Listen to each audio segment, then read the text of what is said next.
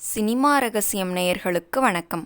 பாரதி ராஜாவிடம் உதவி இயக்குனராகவும் கதாசிரியராகவும் இருந்து அவராலேயே நடிகனாக அறிமுகப்படுத்தப்பட்டு இயக்குனரானவர்தான் கே. பாக்யராஜ். திரைக்கதை மன்னன் என்று அழைக்கப்பட்டவர் இன்று மாரடைப்பால் மறைந்திருப்பது தமிழ் சினிமா உலகில் சோகத்தை ஏற்படுத்தியிருக்கிறது.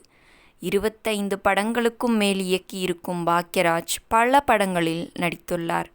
மிக இயல்பாக எளிய மனிதர்களையும் பெண்களின் உணர்வுகளையும் ஹீரோயிசமில்லாத யதார்த்த நாயகனாகவும் திரையில் காட்டியவர். குறிப்பாக பாக்யராஜ் படத்தின் டைட்டிலே கவிதை போல இருக்கும். அந்த வகையில் கடந்த 1981ஆம் ஆண்டு பாக்யராஜ் இயக்கத்தில் வெளியான படம் மௌனகீதங்கள்.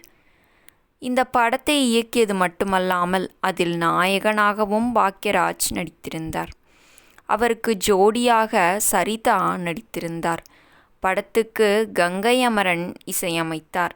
இந்த படத்தில் இடம்பெற்ற மூக்குத்தி பூ மேலே காற்று உட்கார்ந்து பேசுதம்மா பாடல் ரசிகர்களிடையே நல்ல வரவேற்பை பெற்றது.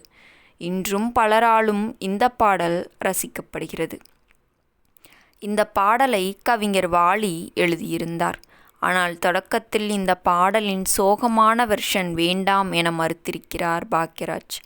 ஆனால் வாலி கொடுத்த நம்பிக்கை பாடலை சூப்பர் ஹிட் பாடலாக மாற்றியிருக்கிறார். இது தொடர்பாக இயக்குனர் பாக்யராஜ் நிகழ்ச்சி ஒன்றில் பேசும்போது, மௌனகீதங்கள் படத்தில் மூக்குத்தி பூமேலே பாடலை வாலி எழுதிவிட்டார். அந்த காலத்தில் ஒரே பாடல் சந்தோஷமாக ஒரு முறையும் சோகமாக ஒரு முறையும் படத்தில் இடம்பெறும். இந்த படத்தின் பாடல் பதிவின் போது அப்படி 2 பாடல்களை உருவாக்கலாம் என இசையமைப்பாளர் கங்கை அமரன் கூறினார். வேண்டாம், நாம் சந்தோஷமாக பாடுவதுடன் நிறுத்திவிடலாம், தனியாக சோகமாக பாடுவது வேண்டாம் என்றேன். கவிஞர் வாலி வந்தார், சோகமான பாடல் வெர்ஷனை எழுதிவிட்டார். உடனே நான் வேண்டாம் என்றேன். இதெல்லாம் பெரிய ஹீரோ பாடினால் தான் மக்கள் பார்ப்பார்கள், நாம் பாடினால் தியேட்டர் விட்டு கிளம்பி விடுவார்கள் என்றேன்.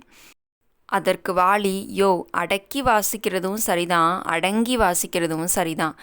உனக்கு படத்துக்கான சூழ்நிலையும் சரியாக அமைஞ்சிருக்கு, நீ நல்லாவும் பண்ணுற, உனக்கு எதுக்கு தாழ்வு மனப்பான்மை? நான் தொடங்கி வைக்கிறேன், நீ பண்ணு, மக்கள் ரசிப்பார்கள், நம்பிக்கையுடன் நான் தொடங்கி வைக்கிறேன் என்றார். நானும் தைரியமாக பாடலை வைத்தேன். அந்த பாடலும் ஹிட் ஆகிவிட்டது என்றார் பாக்யராஜ்.